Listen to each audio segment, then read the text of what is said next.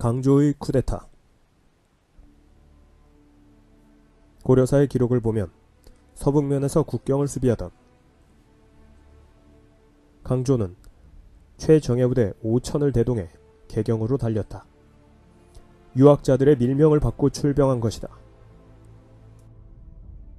하지만 태우와 김치향은 강조의 군대가 개경을 향해 온다는 소식을 듣고 중간에 길을 막아 돌려보냈다. 성상께서 위독하셔서 보위를 물려주시겠다니 거 당치도 않은 이야기요. 정변을 일으킨 자들이 왕명을 날조하여 북방의 군사력을 이용하려는 수작이요. 그러니 어서 돌아가시오. 하지만 강조는 돌아가는 척하다가 다시 말머리를 돌려 개경으로 달렸고 도착해서 보니 정말로 목종은 멀쩡했다. 여기서 고려사의 기록이 참으로 황당하다. 강조, 아, 내가 병사들을 이끌고 여기까지 왜 온 거지? 부하장수, 장군, 여기서 멈추시면 아니 되옵니다. 이미 여기까지 군사를 이끌고 왔으니 반역의 죄를 물게 될 겁니다. 차라리 나약한 임금을 폐하고 새로운 임금을 세우면 공신이 될 수 있습니다. 어쩔 수 없구나. 그리하여 강조는 이왕 이렇게 된 거 2판 4판 심정으로 군사를 이끌고 궁으로 쳐들어가 김치향과 천추태후의 어린아이를 죽이고 천추태후의 친척 30여 명을 붙잡아 섬으로 귀양을 보내니 목종마저 폐위시키고 대량 원군을 왕으로 즉위시킨다. 아니, 강조를 부른 게 목종인데 어떻게 목종을 폐위할 수 있지? 그러게.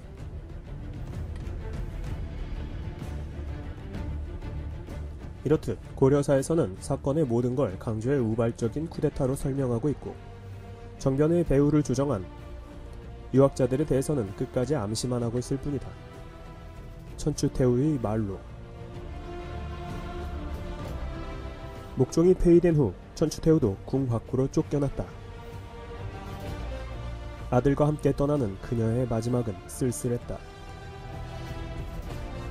당시 목종은 어머니 천추태후를 위해 매 끼니마다 직접 밥상을 차리고 태후를 말에 태우고 친히 고삐를 잡는 등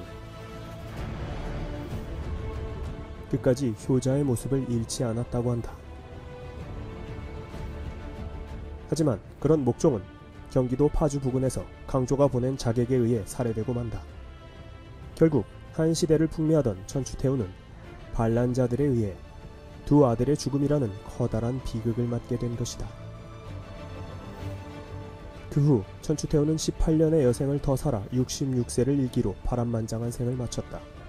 한편 쿠데타에 성공한 강조는 이후 고려의 총책임자로 조정을 호령하게 되었고 요의 황제는 강조가 일으킨 정변을 문제삼아 친히 40만 대군을 이끌고 고려로 출병하니 요 성종, 아니 어찌 신하가 임금을 죽일 수 있단 말인가. 강조의 쿠데타로 고려는 전란에 휩싸이게 된 것이다. 하지만 후대의 사서는 강조를 의로운 충신으로 미화하고 있다. 그는 여요전쟁 당시 고려의 총사령관으로 거량군과 맞서 싸웠지만 개활지에서 요의 수만 기병과 맞짱을 뜨는 무모한 작전으로 고려군 3만 명의 목숨을 잃게 하고 본인 또한 생포되었는데 3만 명이면 당시 고려 인구의 무려 1%였음. 이때 요 황제 성종은 강조를 살려두면 이용가치가 있을 것이라 생각하여 강조를 달래보았지만 살려줄 테니 나의 신하가 되겠는가? 강조, 나는 고려의 장수인데 어찌 너의 신하가 되겠는가? 강조의 대답이 한결같아서 어쩔 수 없이 죽였다고 한다. 아니, 쿠데타를 했던 장본인이 고려의 장수니 신하니 하고 떠들어? 아, 고려사에서 강조 너무 멋있게 나오네. 한편 여유전쟁이 끝난 뒤 현종은 선대왕들의 행적을 기록한 7대 실록을 이때 쿠데타로 보위에 오른 자신의 정당성을 높이기 위해 천추태후와 김치향을 폄하하고 강조를 미화했으리라는 것을 충분히 짐작할 수 있다. 그리하여 후세의 역사는 천추태후를 음탕하고 권력에 눈이 먼 여자로만 혹평하고 있는 것이다. 하지만 과연 그랬겠는가? 당시의 시대상으로 볼 때 그녀의 사생활에선 딱히 잘못된 부분도 없었고 오히려 불교 전통을 부활시키고 실리주의 외교를 통해 민생을 안정시켰던 장본인이었다. 태후가 집권했던 기간 중 민생이 나빠졌다는 기록은 어디에도 없음.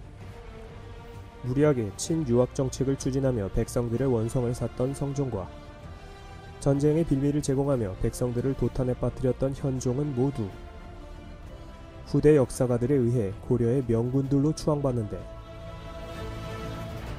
왜 하필 그녀만 희대의 악녀로 평가받아야 하는가?